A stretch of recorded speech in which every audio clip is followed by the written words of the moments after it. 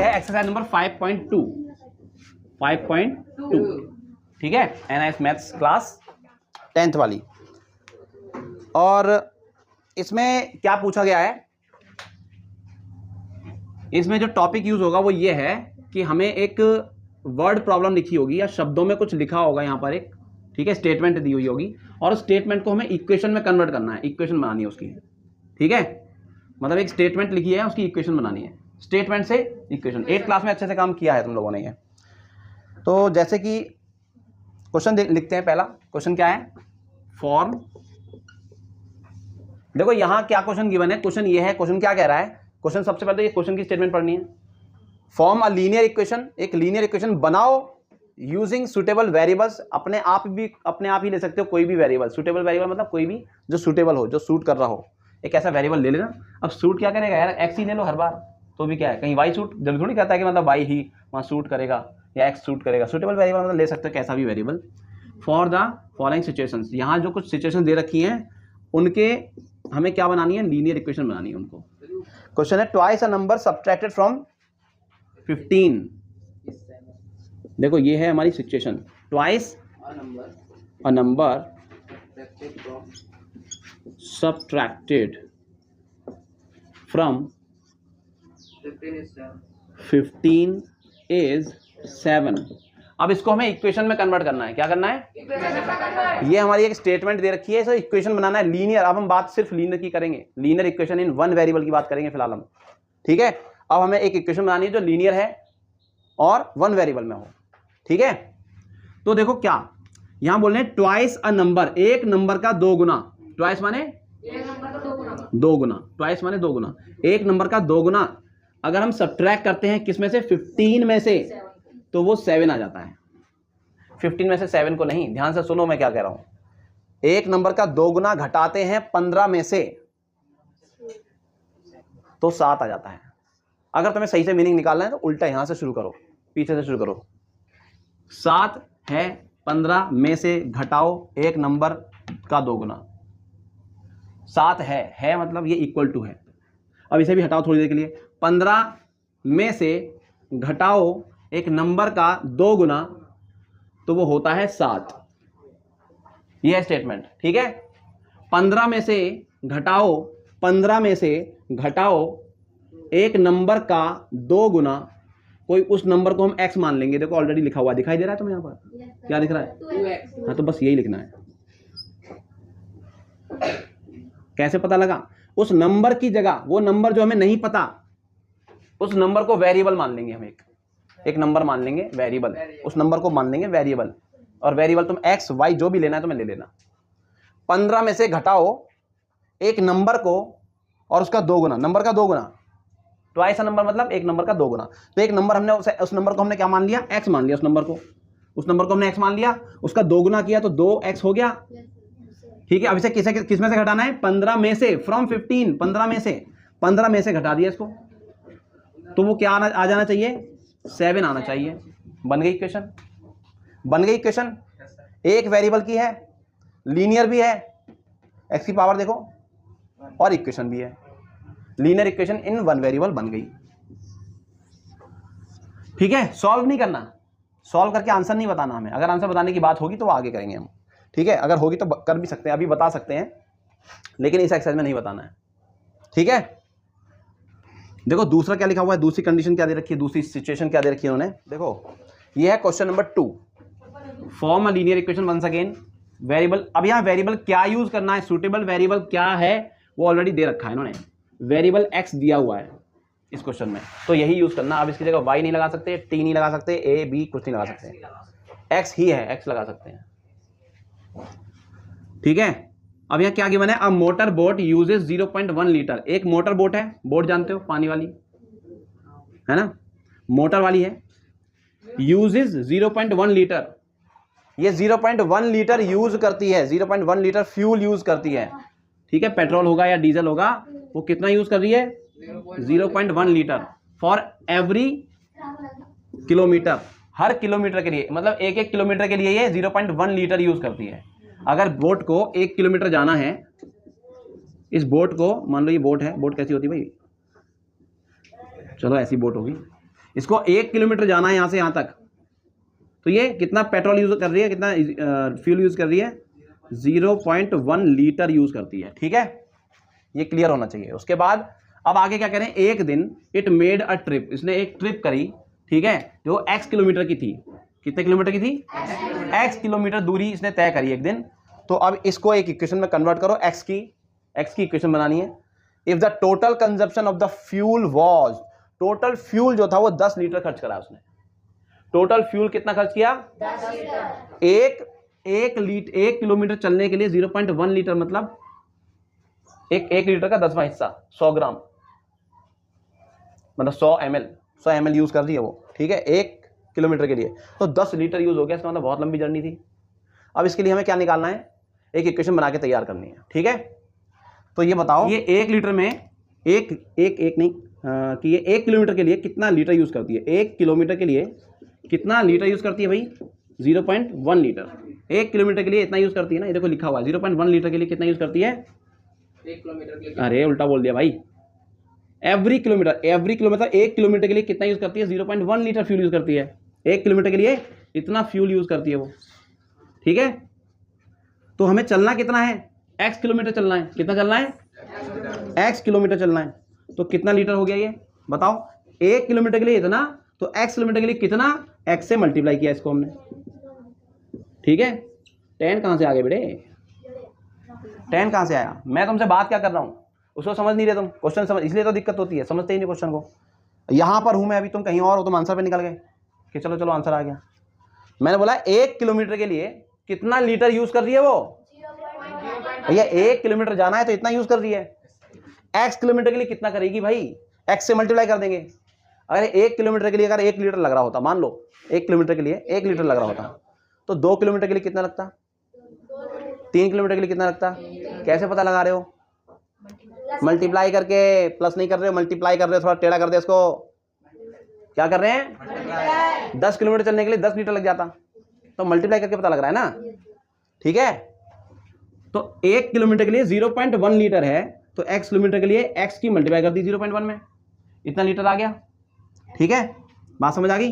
Multiply करके क्या लिखोगे, इसको कैसे लिख सकते हो, इसको तुम 0 पॉइंट नंबर को आगे लिखा जाता है हमेशा और x को पीछे लिखते हैं। तो ये हमारा इतना लीटर फ्यूल लग रहा है x किलोमीटर चलने के लिए, x किलोमीटर चलने के लिए इतना लीटर फ्यूल लग गया। क्लियर हुआ। अब इसके बाद देखो आगे बोल रहे हैं कि if the total consumption of fuel was, अगर टोटल फ्यूल जो लगा था वो 10 लीटर था, हमने जो टोटल फ्यूल लगाया वो ये निकाल रखा है और इन्होंने यही दे रखा है 10 लीटर, है ना, मतलब ये 10 के बराबर है। बात समझ आई भाई, x किलोमीटर चलने के लिए इतना फ्यूल लगा ना और वो दिया हुआ है 10 लीटर, तो इसका ये मतलब है कि 0.1x किसके बराबर है, 10 के बराबर है। तो ये बन गई हमारी वो इक्वेशन जो हमें चाहिए। ठीक है भाई, 0.1 लीटर यूज होता है एक किलोमीटर में, तो x किलोमीटर में कितना हो गया, इतना हो गया, और वो दे भी रखा है इन्होंने 10 लीटर्स, हमने इसको इक्वल रख दिया। यह है क्वेश्चन नंबर 3 इसी एक्सरसाइज का। इसको भी क्या करना है, हमें क्या करना है बताओ, लीनियर इक्वेशन बनानी है और वेरिएबल का यूज करना है, और जिस वेरिएबल का यूज करना है वो यहाँ इस बार दिया हुआ है फिर से। ठीक है, क्या बोल रहे हैं, the length of rectangle is twice its width. एक रेक्टेंगल है, ठीक है, इसकी जो लेंथ है वो विड्थ की ट्वाइस है। क्या बोल रहे हैं, लेंथ जो है, लेंथ है ट्वाइस इट्स विड्थ, उसकी विड्थ की ट्वाइस। ठीक है, जो इसकी लेंथ है वो विड्थ की ट्वाइस है, विड्थ माने चौड़ाई होती है, ब्रेथ, इसकी ट्वाइस मतलब डबल है। बिल्कुल ऐसे ही एक बनेगा जैसे मैंने बनाया हुआ है, जितनी ये है उसकी डबल ये है। ठीक है, ये बात क्लियर हो गई। और ये कह क्या रहे हैं, assume the width of rectangle as y metre, width को, रेक्टेंगल की विड्थ को y मीटर मानना है। अब इन्होंने बोल दिया है y मानना है तो तुम्हें y ही मानना पड़ेगा, अब तुम x नहीं मानोगे। ठीक है, तो विड्थ को y मीटर मान लो, ये यहां से यहां तक विड्थ जो है वो y मीटर है। तो लेंथ कितनी हो जाएगी अकॉर्डिंग टू दिस कंडीशन, क्या बोल रहे हैं, लेंथ कितनी होनी चाहिए, ट्वाइस विड्थ की ट्वाइस, इसकी ट्वाइस करोगे तो क्या होगा 2y, इसका मतलब ये 2y हो गई, यहां से यहां तक 2y मीटर। ठीक है, इतना क्लियर हो गया। आगे बोल रहे हैं the perimeter of rectangle is 96। अब इस रेक्टेंगल का पेरीमीटर 96 मीटर है। पेरीमीटर क्या होता है बताओ, पूरे का एरिया नहीं बेटा, पूरी जो बाउंड्री होती है उसकी लेंथ होती है, यहां से यहां तक लेंथ, मतलब अगर इसमें चारों तरफ तुम रस्सी बांधने लगो तो टोटल रस्सी कितनी लगेगी, दैट इज पेरीमीटर। ठीक है, और पेरीमीटर निकालने का फॉर्मूला मुझे बताओ क्या होता है। पेरीमीटर ऑफ ए रेक्टेंगल, एक रेक्टेंगल का पेरीमीटर का फॉर्मूला सबको पता होना चाहिए, क्या होता है, सबको पता होना चाहिए इस लेवल पे आके। फॉर्मूला होता है 2 इंटू लेंथ प्लस ब्रेथ, या विड्थ बोलो या ब्रेथ बोल दो। ठीक है, ये होता है फॉर्मूला, याद होगा, शॉर्ट में ऐसे लिखते हैं 2 इंटू एल प्लस बी, ये तो याद होगा। तो पेरीमीटर का फॉर्मूला होता है ये। ठीक है, एक रेक्टेंगल का पेरीमीटर ऐसे निकाला जाता है। तो 2 इंटू लेंथ कितनी है इसकी बताओ, लेंथ की जगह लेंथ लगा दो, कितनी है लेंथ 2y मीटर, मीटर को हटाओ थोड़ी देर के लिए, बाद में लगाएंगे, प्लस ब्रेथ, ब्रेथ कितनी है y। ठीक है, अब सॉल्व करो इसको, 2y और 1y ये तो ऐड हो जाएंगे, कितना हो जाएगा 2 इंटू, तो 2 इंटू 3 हो गया 6y, मतलब इसे सॉल्व करके ये इतना आ गया। ठीक है, अब इक्वेशन बनानी थी तो यहाँ पर जरूरी नहीं है सॉल्व करो, बट हमने फिर भी थोड़ा बहुत सिंप्लीफाई कर लिया उसको, 2y और y को ऐड कर लिया, 3y हो गया, 3 इंटू 2 6y कर दिया। आप इसे यहाँ से भी छोड़ सकते थे, इतना भी छोड़ सकते हो और इसे भी छोड़ सकते थे, बट दोनों सेम वेरिएबल थे इसलिए हमने जोड़ दिया है। कोई प्रॉब्लम नहीं है, इसको यहाँ ला के करो या कहीं बीच में भी छोड़ोगे ना तो भी दिक्कत नहीं होगी, क्योंकि आपको इक्वेशन बनानी है, बस सॉल्व नहीं करनी उसको। अब यहाँ पेरीमीटर गिवन है हमें, पेरीमीटर कितना है 96, मतलब हमने जो ये निकाला है पेरीमीटर ये दिया हुआ है 96, तो इसका मतलब ये हुआ कि 6y और 96 बराबर होंगे। ये हमने निकाला है पेरीमीटर और उन्होंने दे भी रखा है, तो 6y को हमने उसके इक्वल रख दिया, तो ये हो गया हमारा आंसर। ठीक है, इक्वेशन बन गई। ये क्या बन गई, क्या बोला था उन्होंने, लीनियर इक्वेशन बनाओ वेरिएबल का यूज करके, तो हमने बना दी लीनियर इक्वेशन। ठीक है, अब निकालो फोर्थ वाला पार्ट, लास्ट क्वेश्चन। ठीक है, इस एक्सरसाइज का, आफ्टर 15 ईयर्स, 15 साल बाद, 15 साल के बाद Salma will be 4 times as old as she is now. Salma जो है, मान लो ये सलमा है, बेटा सलमा इधर आओ, सलमा को दिखाते हैं, रहने दे, हाँ ये बन भी जाएगा। सलमा 15 साल के बाद सलमा 4 टाइम्स हो जाएगी, कितनी हो जाएगी 4 गुनी, as old as she is now, किसकी 4 गुनी हो जाएगी, जितनी वो आज है, आज अपनी आज प्रेजेंट वाली एज की 4 गुनी हो जाएगी 15 साल के बाद। ये कैसे संभव है, समझ में नहीं आया। 15 साल के बाद तुम्हारी एज कितनी हो जाएगी, 3 साल, मान लो आज 10 है, आज तुम्हारी एज 10 है, 10 साल है, या आज तुम्हारी एज 15 साल ही है, चलो मान लिया, मान लो 15 साल के हो तुम, 15 साल के बाद तुम 30 हो गए, मतलब आज के 2 गुने हो गए, डबल हो गए ना। आज अगर तुम 15 साल के हो तो 15 साल के बाद तुम 2 गुने हो जाओगे। आज तुम अगर 10 साल के हो तो 15 साल के बाद कितने हो जाओगे, 25 के हो गए। अब ये कितना गुना है वो तुम कैलकुलेट करके निकालोगे, 2 गुने से ज़्यादा ही है, 2.5 गुना हो गया, है ना। अगर तुम आज 10 साल के हो तो 20 साल बाद कितने हो जाओगे, तो 10 का कितना गुना हो गया, वो 3 गुना हो गया। ठीक है, वैसे ही अब यहाँ बोल रहे हैं कि सलमा 15 साल बाद अपनी एज की 4 गुनी हो जाएगी, लेकिन अब एज्यूम क्या करना है, assume present age of Salma, Salma की प्रेजेंट एज को टी ईयर्स मानना है, एक्स वाई नहीं मानना है, जो बोला है वही मानना है। ठीक है, तो अभी यहाँ लिख लेते हैं, एज्यूम बोलो या लेट बोलो, assume that present age of Salma is, present age of Salma is t years, ये बात हमने यहाँ भी लिख दी, टी साल मान लो आज की एज उसकी, तो 15 साल के बाद कितनी हो जाएगी इसकी एज, बताना जरा। आफ्टर 15 ईयर्स, आफ्टर 15 ईयर्स इसकी एज कितनी हो जाएगी, आफ्टर 15 ईयर्स सलमाज एज, सलमा की एज कितनी हो जाएगी बोलो, अरे 15 जुड़ जाएगा ना इसमें, टी प्लस 15, 30 क्यों बोल रहे हो, टी जो आज है उसमें 15 ऐड तो करोगे, 15 साल बाद तुम कितने हो जाओगे, आज जितने हो उससे 15 ऐड करोगे, 15 साल बाद, अरे आज कितने हो तुम 14 साल के हो, 15 साल के बाद कितने हो जाओगे, 15 ऐड ही तो करोगे अपनी एज में, तो ऐड कर दिया मैंने बस। आज प्रेजेंट एज उसकी ये है, मतलब आज की एज ये है, तो 15 साल के बाद कितनी हो जाएगी, 15 ऐड कर दिया बस। ठीक है, अब बोल रहे हैं वो 15 साल के बाद अपनी एज की 4 गुनी हो जाएगी, आज वाली एज की 4 गुनी हो जाएगी। तो अकॉर्डिंग टू क्वेश्चन, क्वेश्चन के अनुसार, प्रश्नानुसार हिंदी में क्या बोलते हैं? प्रसाद नहीं बोलते हैं।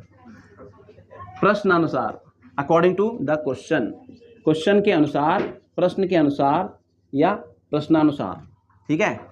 प्रश्न क्या कहता है उसके अनुसार। आज की एज का 4 गुना हो जाएगी वो, है ना। ये जो एज है, ये वाली जो एज है 15 साल के बाद, ये आज वाली एज की 4 गुनी है। आज वाली एज ये है, इसकी 4 गुनी ये हो गई। 4 गुनी मतलब 4 से मल्टीप्लाई, यस सर। और ये 15 साल वाली एज के बराबर हो गई। सही है। मतलब कहने का ये हुआ कि 15 साल के बाद सलमा की एज अपनी ही एज की 4 गुनी के बराबर हो गई। यहां देखो बेटा, क्लियर हुआ? बन गई इक्वेशन। ये बन गई हमारी लीनियर इक्वेशन टी में। वेरिएबल क्या है यहाँ पर? टी। तो ये थी एक्सरसाइज नंबर, ये चेक योर प्रोग्रेस 5.2। और अब हम नेक्स्ट वीडियो में करेंगे एक्सरसाइज 5.3 और उससे पहले का कॉन्सेप्ट। मिलेंगे तो नेक्स्ट वीडियो में मिलते हैं। तब तक के लिए टाटा एंड बाय बाय।